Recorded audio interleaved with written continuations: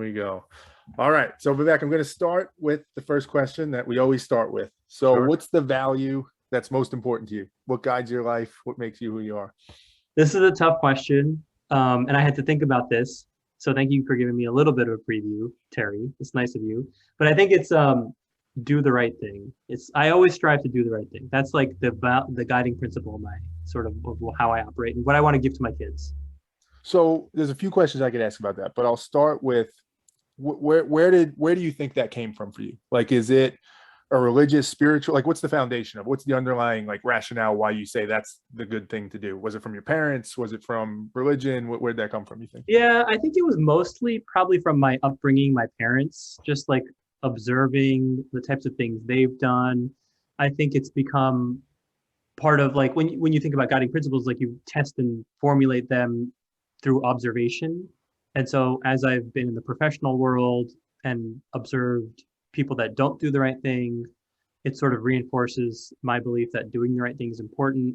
So I think it's probably a combination of upbringing. That's a pretty significant factor, but also like professional experience. Okay. And when you say do the right thing, right? There's like, if you think of it almost mathematically, like maybe not mathematically, but there's do the right thing would seem to be there's another part to that, which is like to get to some objective, to get to some end. Like the right thing implies like a value judgment that Yeah. you do that thing and then something good happens, right? Something Yeah. better. What is the good? Because you could imagine somebody saying do the right thing by, starting a business that makes $1 billion because the right thing is making a bunch of money versus, something else. I've thought about this a lot, and I think it could be potentially split off into two sets of like impacts. One is like family and one is professional, but perhaps it's the same, and that is to improve other people's lives. Like I really believe that my goal and what guides me is to improve the lives of others. And that's something that I want to be able to improve my children's lives. So as they grow up and give them these sets of values and this belief system like that, they can do that and they can impart that into the world. And I believe that if I that's how I try to live my life at work. My professional career is like really improving the life like of the people that I touch in terms of employees, in terms of the mission and things that we can do as an organization. Like I want to work at places where we're improving the lives of others. And so if you're doing the right thing and you have a set of values behind what that means, then I think that like for me that's the holy grail. Mm. So one of the things I often think about that, because I agree, I think helping people, and we'll get into this more in a second, but like helping people, let's assume that's a good thing, right? Let's assume we're reasonable people and we all understand why helping people is a good thing. How do you think about like the limits on that, right? Because you can imagine an extreme scenario where we say, well, if that's the value is doing the right thing to help people, then you should spend all your time directly on that, right? And you should give away all the money you have, or you could go wherever you want to go with it. How do you think about that? Like, why not go to the extreme, I guess, is the question.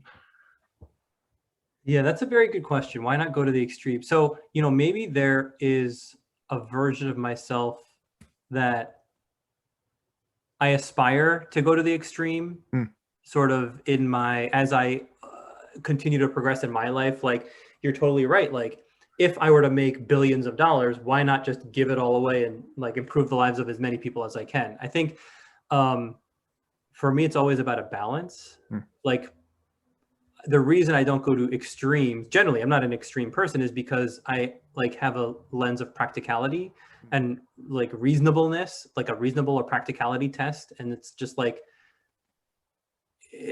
I have like, what are your fundamental things? Like, I want to be able to make sure I'm taking care of my family and doing the things that I can do. I want to make sure that I'm doing the best I can at work. So like, if I can do the right thing and do those two things really well, then like I'm doing well. If I can go beyond that and sort of impact a broader population outside of my scope of influence from work or family, then like I'd love to do that.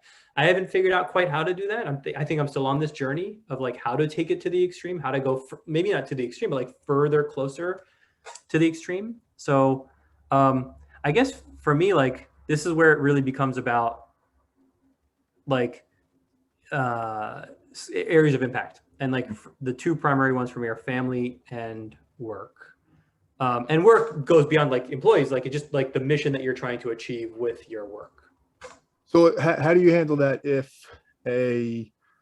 like if you have, so let's assume you have limited resources, time, whatever, like if a decision has to be made between, and I'll make it up, whatever's real for you, but spending time with your kids, going to your kids' t-ball game, whatever it is, but then there's also something you could be doing to help somebody else. Like, how do you Yeah. make that decision between Yeah. those? Is it an easy one? Is it there an obvious winner, or it depends?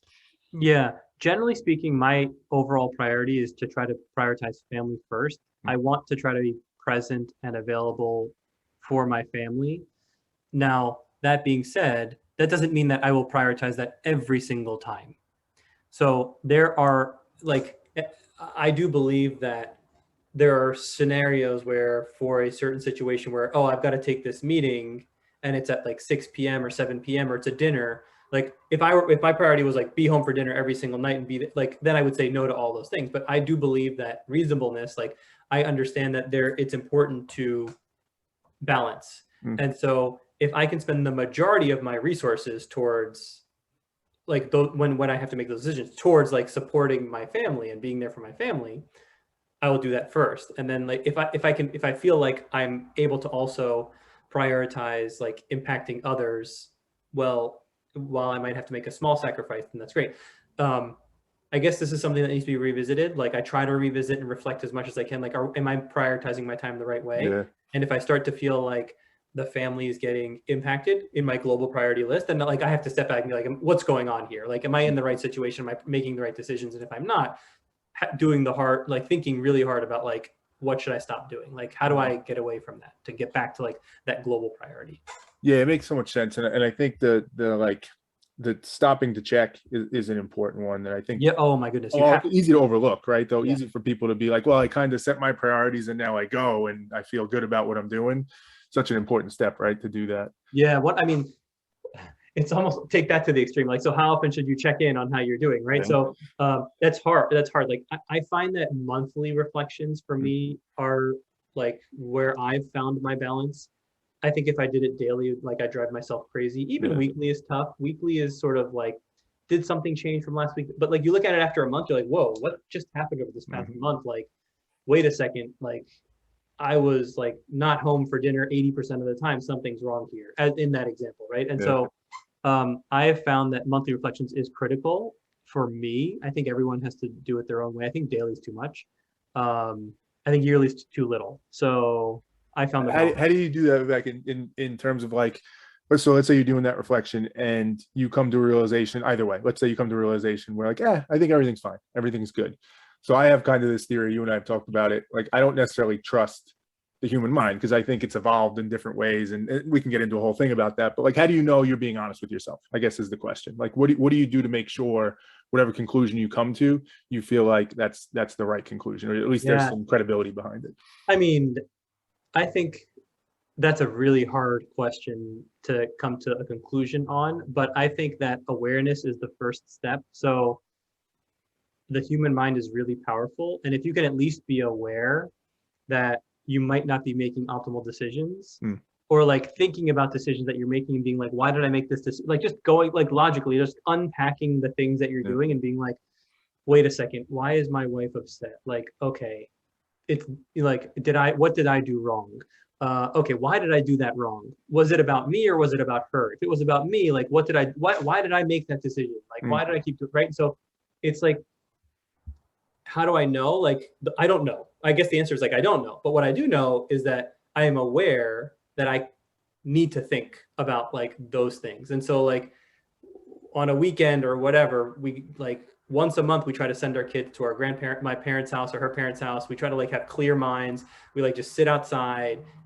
You get a notebook, you like, maybe you just meditate, maybe you get a notebook, maybe you just think, maybe you write it down, but like really just trying to center yourself. Yeah. I find just eases a lot of tension and can ease a lot of anxiety when you like take the time to do that. It's really hard to do that. And we're lucky that we have parents that can help us with, getting some time to do this. But like, anyways, that's what I would say. Are you generally the type of person who feels pretty comfortable, like being honest and critiquing yourself? Or do you, it's like, I'll say for myself, historically, I've been defensive of that. So like, I've been the type where if I go through that exercise, as I do it and I start to uncover something, like maybe I did do something to my wife that I shouldn't have done. Maybe I was wrong there. My mind very quickly wants to be like, no, you didn't. Like, you were justified. You were right.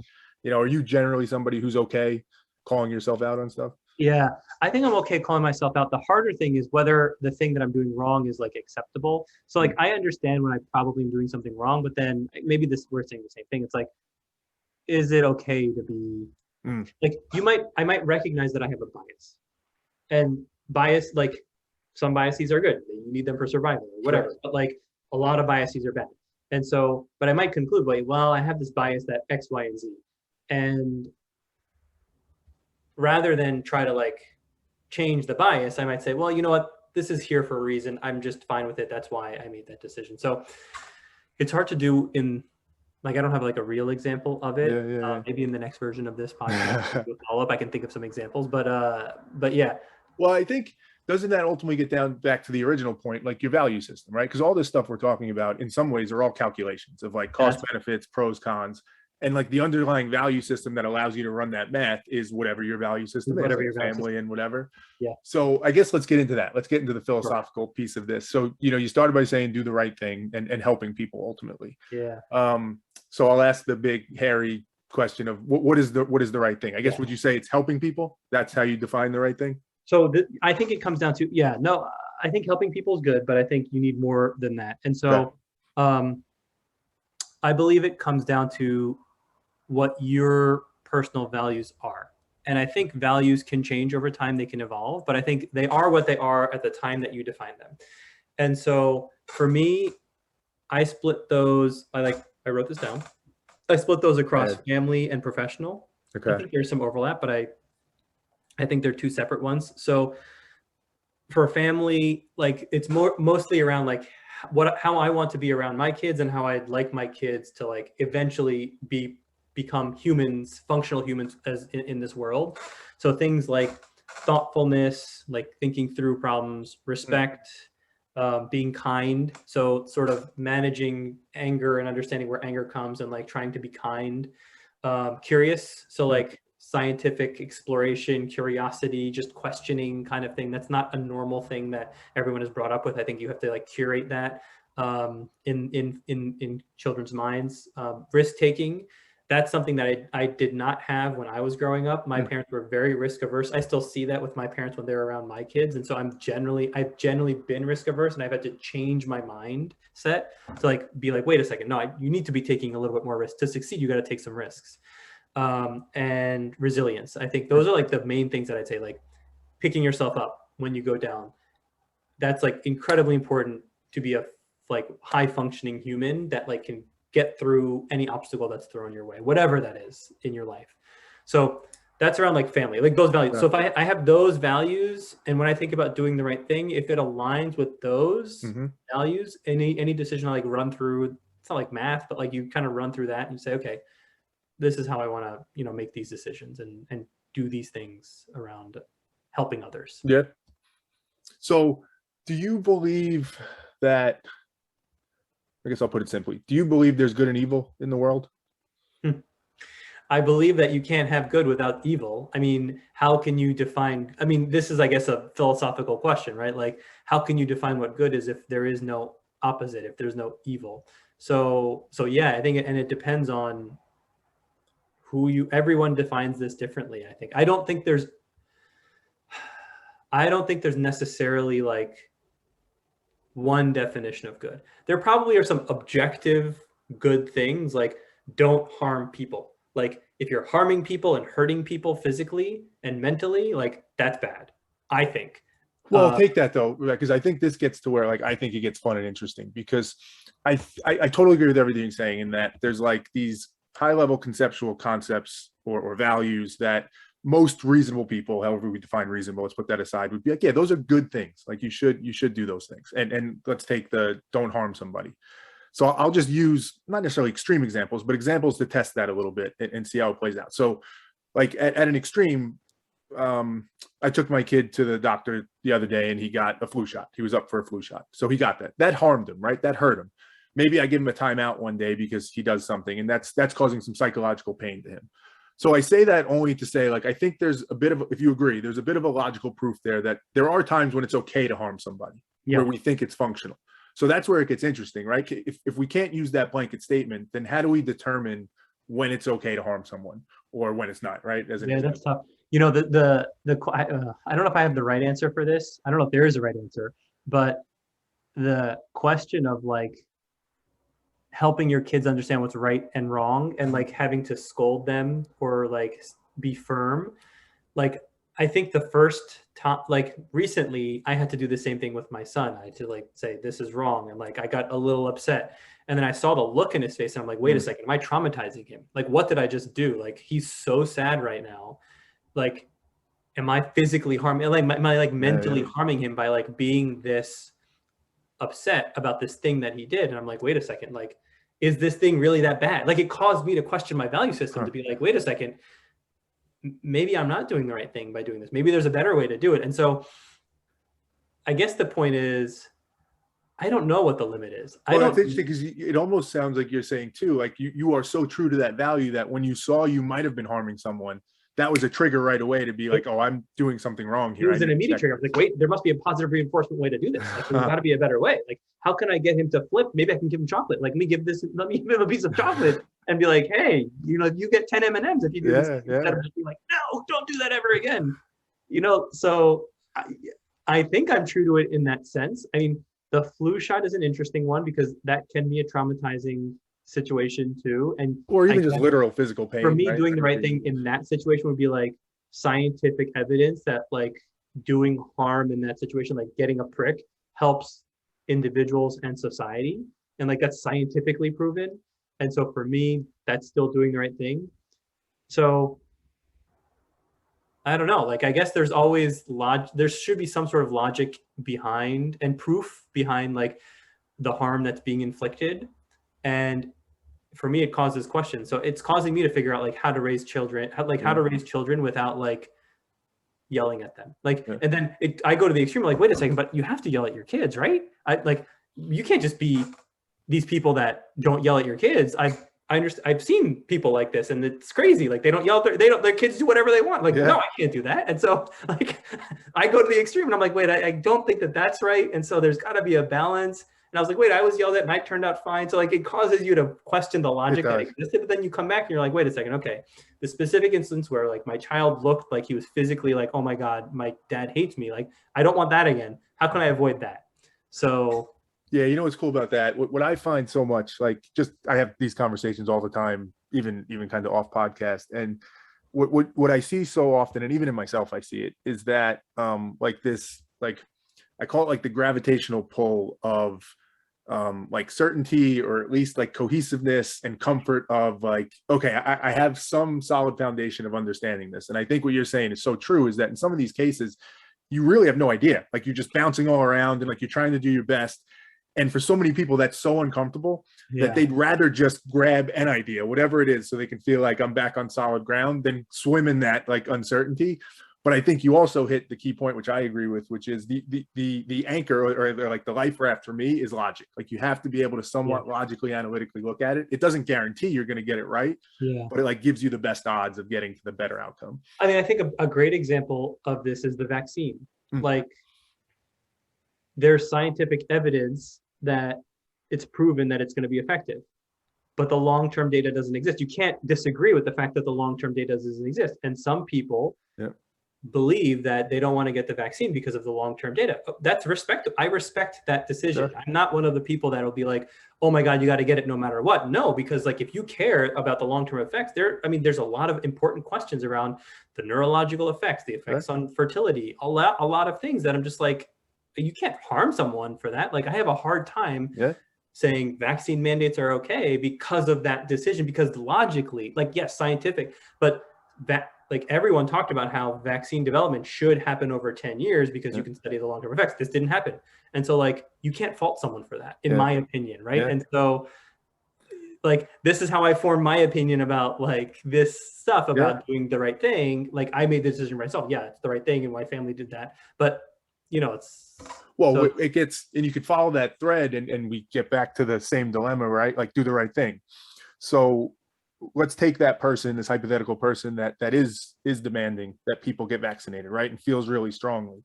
And I think in most cases, you could probably give the benefit of the doubt and say, hey, that person's got a value system. They ran a calculation and they think this is really the right, and maybe it is, right? It's the right thing to do. You're looking at it a little bit differently. How do you assess that? Like, is that person, from your Yeah. perspective, right? Is that person doing the right thing because Yeah. it doesn't align with your values and it's Yeah. not the way you would do it, you know? So like, this is hard. So specifically for vaccines, I understand being in healthcare, like there's a public health need to get as many people vaccinated as you can. So this fictitious person, let's just call him Mr. Joe, Yeah. that's saying that everyone should get vaccinated is doing their calculation about like supporting the population that they preside over. And to support that population, you have to require that as many people get vaccinated as they can. Because if you didn't, then like inertia says, the human mind says like people probably won't change their minds.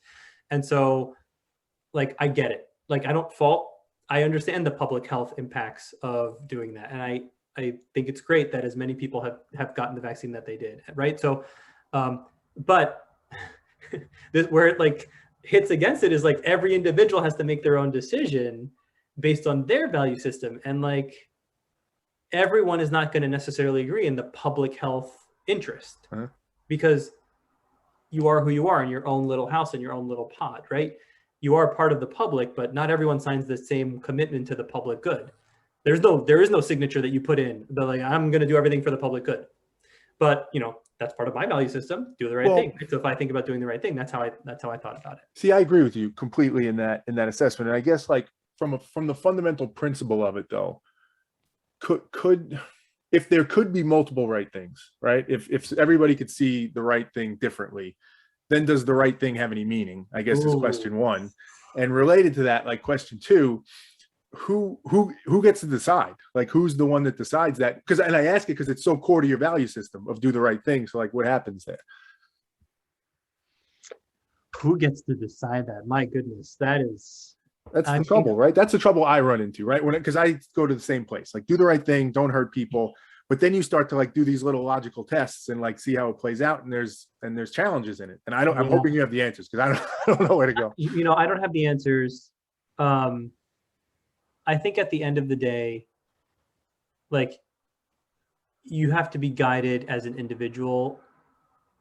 So like, I don't know who makes the decision for everyone. I don't know, but like I can make the decision for myself. And if I can just impact more people to like understand my logic and how I'm thinking about it and give them the option to like figure out their own logical reasoning, because I don't think that I'm necessarily objectively good, but hopefully I'm at least getting people to think about this stuff like you are. Like you're on this journey to get as many people to think about this stuff as you can. And I think the idea there is then individuals will collectively make better decisions. And then like there's no arbiter of the right thing, but like we're all just being better. And if we're all just being better, society will Everything goes up. And I think I'm not a religious person. When you talk to Nick, who I know you're going to talk to, like he understands like the Hindu religion and like a lot of the philosophy. I think this is part of like the Hindu religion of like individual sort of questioning values, doing the right thing. There are like lots of things in there that I'm sure he can share that are well understood. Yeah, I think it gets back to the point we were saying before too, where it's like you're just trying to give yourself and I guess society the best chance to get to the best possible outcome. Yeah. And like being thoughtful about stuff, challenging yourself, questioning seems logically like that would help you up the odds of getting to that better outcome. So if everybody's doing that, we should be better off, right? Is the point. I think that's right. I think that's right. And you know what? One thing that I've questioned or tried to like think through multiple times in my life is like, how do we improve as a society as we progress over generations?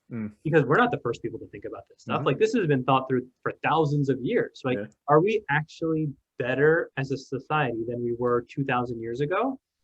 In terms of like this collective doing the right thing and improvement, like we've certainly improved technologically, we've certainly improved in our ability to think, but like, have we actually gotten better as humans? Have we like, are we now better capable of doing the right thing? And like, do more of us now question logic and like look for reasoning, or do less of us do that? Sometimes it feels like less of us do that, right? There's more people here. And like back then, you know, maybe there was less people, but more, I don't know proportionally, but I've always wondered how we can measure whether we're improving as a society to be collectively better. And that causes my head to hurt. So I stop thinking about it whenever I get there. But all I come back to really, like all I come down to is like what I can do. Because when Yeah. I start to think about more than what I can do, my head hurts, and I'm like, I can only control what I can control. That helps me stay centered. So if I can control what I can control and I can continue to improve and learn and observe, but like I feel like I'm doing the right thing, more people will do the right thing around me, and more people will absorb something to be able to do the right thing. And if I do that for my whole life, I'll be like successful and happy. Mm. Yeah, it's hard to argue with that. It's hard to argue with that. I mean, I guess I'll do it. I'll ask one more philosophical question on the topic we were saying, but then I want to come back to that point. So like if you're familiar with, if you've ever read any like Nietzsche's work, or there's plenty of people that have said this, but he seemed to have like a view of more of a, well, I think to be fair, his view was like, we don't know, right? So let's not assume anything.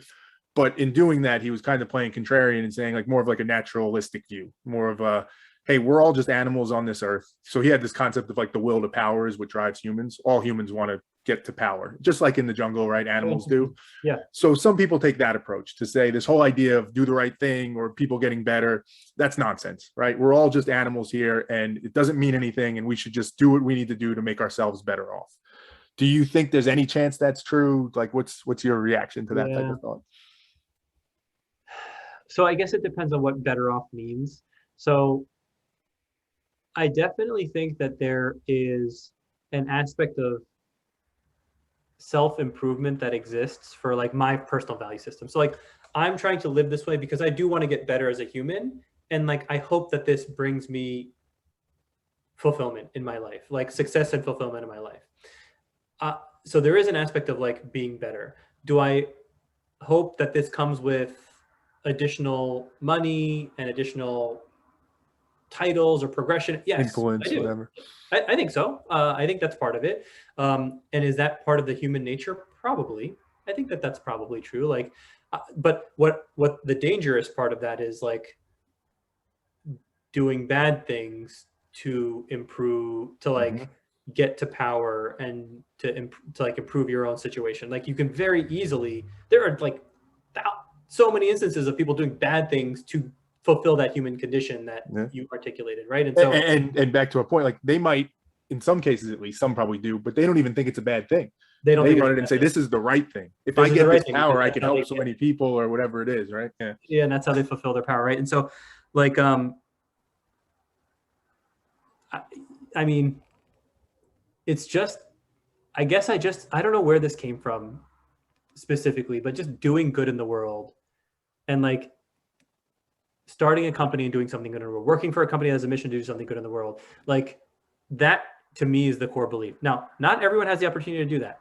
I get that. Like, so you've got to make some balance. It's got to be a balance. Yeah, balance. Got to like figure that out. But let me ask you this. Yeah. I'm going to ask you the 7-year-old question, which seems like I'm being annoying, and maybe I am. But so you said you want to be a better human. Why? Why do you want to be a better human? I think for me, that's where I've found my, like, that's where I get fulfilled. So I get fulfilled when I can see the direct impact and I can feel the direct impact that I have on others. And so in a positive way. So someone saying, wow, that thing that you said really inspired me to go do some training. That other thing that we talked about, really, I wrote down this career plan and like, I'm going to do better. That thing you talked about, resilience, you know, that really helped me get through this mental head, that space I was in. And so like, for me, like I get fulfillment out of improving other people's lives. And for me, I believe that to improve other people's lives, I have to improve myself as a human. Like, I don't think that I'm like perfect by any stretch of the means or know everything. So I have to continue to like learn and evolve and improve so that I can keep doing that. So I'm going to lay out like the thread here that I think we're going down. So you want to improve yourself and be a better person because that will allow you to experience more of those instances where you can help other people and you get that fulfillment from it. I think everybody could kind of follow the logical thread of if you're a better person and you can help more people, that brings you fulfillment. And we can kind of assume answers as to why that's a positive thing that we should go after. But if you continue to follow that thread, you can imagine a scenario where it ends with, it's about making you feel good. It brings you pleasure. For whatever reason, the way you were brought up, the way your brain is wired, helping other people, feeling that fulfillment gives you a positive feeling. Is that okay? Like, does that ultimately mean that we're selfish? Like, where do you take that? I mean, I guess So it's like, why do humans exist, right? So I think that part of why I think I feel good about this is because it's like improving the human condition. It's improving the lives of others, improving the human condition. And so part of me has to believe that we exist in order to improve the human condition. Mm. And so I have found that, I guess, for my little slice of this like improvement, that if I can help improve the lives of others while also improving myself, while also like feeling good about myself and like becoming better, I am doing my part to improve the human condition. Maybe that's just innate. Maybe there's no explanation for that, because that is just how we were created. I don't know if there's logic that like you can unpack to say, why does that exist as like our inner nature? It could be like, you could see like an evolutionary argument, right? Where the better we become, if you kind of buy into the biological belief for evolutionary, that all species are motivated to grow their species, right? They want to sustain themselves, survive, and grow and expand, procreate. Ultimately, that's what we're all kind of working towards. That would line up with that, right? Where the better we become, the more we help each other and kind of get coordinated and work together as society. Maybe that works towards that end. Yeah. It's possible, right? Yeah, I think so. I guess perhaps that is just innately why. Maybe it's survival, just like survival. It is. It's just like the way to survive is to improve the lives of others. I mean, that's maybe taking that too far to the extreme. I don't know, but like, yeah, maybe that's where that comes from. Well, it's funny. I think it's a good place as we're coming towards the end here too, because when I go through this, you might imagine I think about this stuff all the time. So Yeah, I get that same headaches you get. But when I kind of follow the thread, I often come back to that, where it's like, it's some primal thing, right? Like we like to think, and philosophers like to think, there's some great deep meaning and there's some, but it's like, no, it's just really, it's about survival. Now, the way that manifests out for us, right? We go get jobs, we want to be better people, we want to help others. But really at its root, it's just survival. We're animals trying to survive. We're animals trying to survive. Yeah, I think that's probably right. I think that's probably, and very learned philosophers have maybe come to this conclusion, right? And so maybe they've come to this conclusion for a reason. And so I guess one question I have is like, is there anything we can do to improve as like a society? Can we get better? Like, if that is why we do what we do, is just like survival and improvement, like, what are we doing here? Like, yeah, I don't know. Well, I often go to a place of like, staying on the evolutionary point. It almost feels like there's another, and this kind of sounds wacky, so bear with me, but like, there's another evolution to be had, to where like, because we've talked about this before offline, our minds are kind of still 10,000 years old, right? When we were basic primal animals trying to just survive and protect ourselves. And that, I think, causes a lot of the friction and the problems in us trying to be better as like a unified society, right? We're not wired that way. So it almost feels like there's got to be at least one more evolution, to where we evolve out of Homo sapiens into something else, where we're no longer tied to that need to live in that animalistic way. Like we've risen above that, given like our mental capability. Yeah, I don't know. That's what I like to think. That's a great. I look forward to hearing more about what you and others have to think about that topic, because that is interesting. That's what I hope. That's the hope. And I think, to sum it up, I think in many ways you're in a similar place, right? If we think about what you said on the show and kind of your core value, that's what you're aspiring towards. Like, how can I get to that better place where I can overcome some of the natural biases and issues that our minds have, to just be a good person and help people? Because that seems like the right thing to do. And I think there's a lot to that. That is the right thing to do, right? Like, that's how you survive. That's how you improve. That's how you just are better. And it feels good. And it feels good, right? There's like a hedonistic even part to it, where it's like, hey, like you said about fulfillment, it just makes me feel good. And if you could have something that makes you feel good, that's actually helping others, like, what's better than that? Exactly. Totally. That's where I come to the conclusion. That's where I land. Yeah. So that's great. Vivek, this is awesome, man. This is exactly what I was hoping for. You have been a superstar first guest for the show. I think if it makes it big, guest. Oh, man. First guest. It's you, man. Well, I was technically the first guest, but you're the first real guest.